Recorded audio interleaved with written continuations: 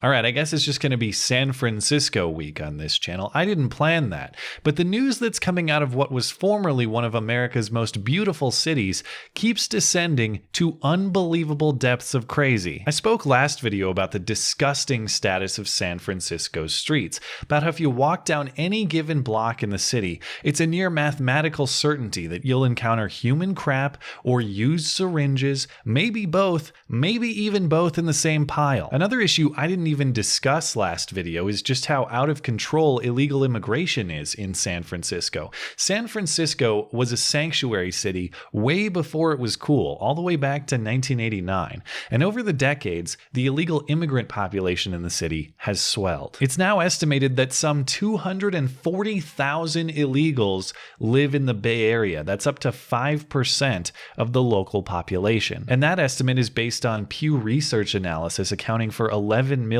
illegals nationally. And that's a floor number. That's a conservative estimate. The real number is likely much higher. So what do you do when your city is turning to literal shit and at least 1 in 20 people living there isn't even a legal citizen? You give those illegals the vote, of course, because they assuredly will help you clean up the mess. See, they're really good at creating law, just not obeying it. That is exaggeration, but only slightly so. It's not voting for all illegals in San Francisco. That'd be crazy. The San Francisco Department of Elections is issuing voter registration forms for some non-citizens and only for some offices. To vote in the upcoming November election, non-citizens must simply be residents of San Francisco, as in they live there, legally or illegally, doesn't matter at all, and be guardians or caregivers of children who also reside in San Francisco. And why are the children a factor?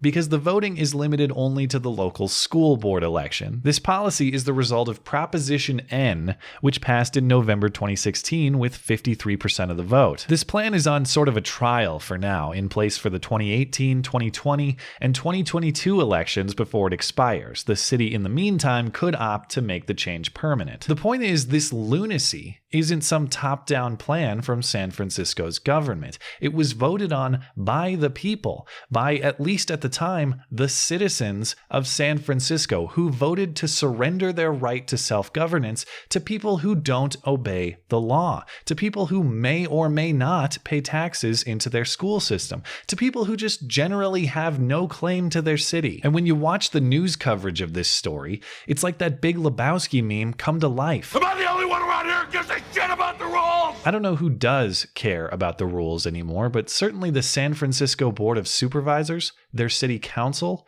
does not. Listen to these elected city officials. As a parent myself and a former member of the San Francisco Board of Education, it is critical that the voices of all parents are at the table, particularly those who have historically been denied a voice in the process. Denied a voice, yes, but for good reason, because they are not citizens of this country. These people denied compliance with our laws. Why should our government structure serve them when they refused to comply with it? We want to give immigrants the right to vote. Yeah, but that's not what you're doing. You're not giving just immigrants the right to vote. You're giving illegal immigrants the right to vote. Immigrants who earn citizenship get the right to vote. That's the point. It is a right reserved for citizens. I hate when people just conflate immigrants with illegal immigrants. It's a deliberate strategy they use so they can imply that if I'm against them, I'm against immigrants voting generally. And I'm not. I just want citizens voting,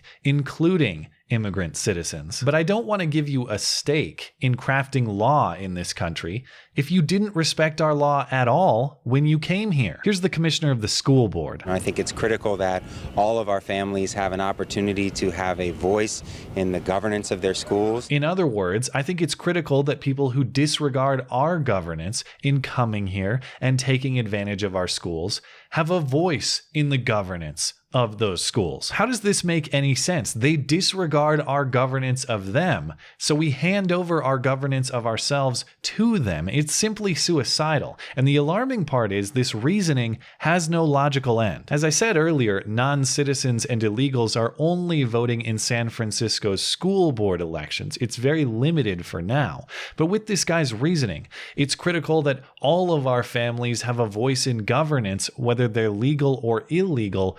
Why shouldn't we let them vote in city elections generally? Why shouldn't we let them vote in California state elections? And why not federal? Why not for the President of the United States? Simply by having an ass in a seat, whether they have a claim to that seat or not, their voice in the governance of this country should be the same as yours or mine as legal citizens. And as insane as this policy is, the effort to accommodate and even reward people who enter this country illegally goes well beyond just voting rights in San Francisco. They're also setting aside money to make sure illegal immigrant voting records don't get them into trouble with those pesky immigration authorities. Says the same city supervisor we saw speak earlier, quote, "The victory is that San Franciscans voted for this. In the face of what's happening nationwide now, we stand strong. But there is also a risk. So we as San Franciscans have set aside a fund to make sure that the immigrant communities are fully educated on their rights,